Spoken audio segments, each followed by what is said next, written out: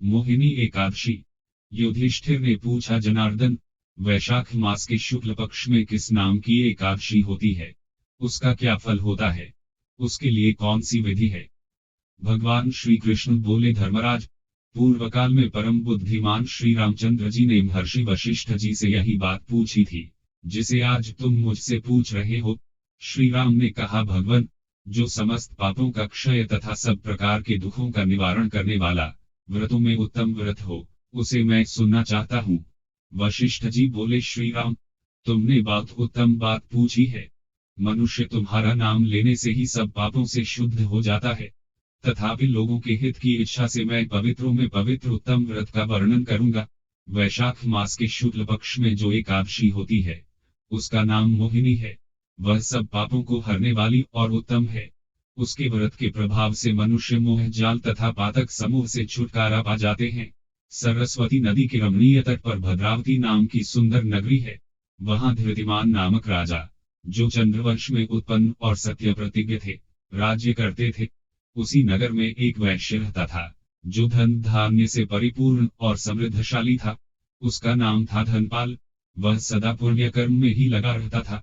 दूसरों के लिए पौसला पियाऊक वहां मठ, बगीचा, पोखरा और घर बनवाया करता था। भगवान विष्णु की भक्ति में उसका हार्दिक अनुराग था। वह सदा शांत रहता था। उसके 5 पुत्र थे, सुमना, धूतिमान, मेघावी, सुकृत तथा धृष्टबुद्धि। धृष्टबुद्धि 5वां था। वह सदा बड़े बड़े पापों में ही संलग्न रहता था। जो ये आदि दुर्व्यसनों में उसकी बड़ी आसक्ति थी। वह वेश्याओं से मिलने के लिए लालायित रहता था। उसकी बुद्धि न तो देवताओं के पूजन में लगती थी और न पितरों तथा ब्राह्मणों के सत्कार में। वह दुष्ट आत्मा अन्याय के मार्ग पर चलकर पिता का धन बर्बाद किया करता था। एक दिन वह वेश्या के गले में बांध डाले चौराहे पर घूमता देखा गया। तब पिता ने उसे घर से निकाल दिया तथा बंधु बांधवों ने भी उसका परित्याग कर दिया। अब वह दिन रात दुख और शोक में डूबा तथा कष्ट पर कष्ट उठाता हुआ इधर उधर भटकने लगा। एक दिन किसी पुण्य के उदय होने से वह महर्षि कौंडिन्य के आश्रम पर जा पहुंचा। वैशाख का महीना था। तपोधन कौंडिन्य गंगा जी में स्नान करके आए थे। धृष्ट बुद्धि शोक के भार से पीड़ित हो मुनिवर कौंडिन्य के पास गया और हाथ जोड़ सामने खड़ा होकर बोला, ब्राह्मण द्विजश्रेष्ठ, मुझ पर दया करके कोई ऐसा व्रत बताइए जिसके पुण्य के प्रभाव से मेरी मुक्ति हो।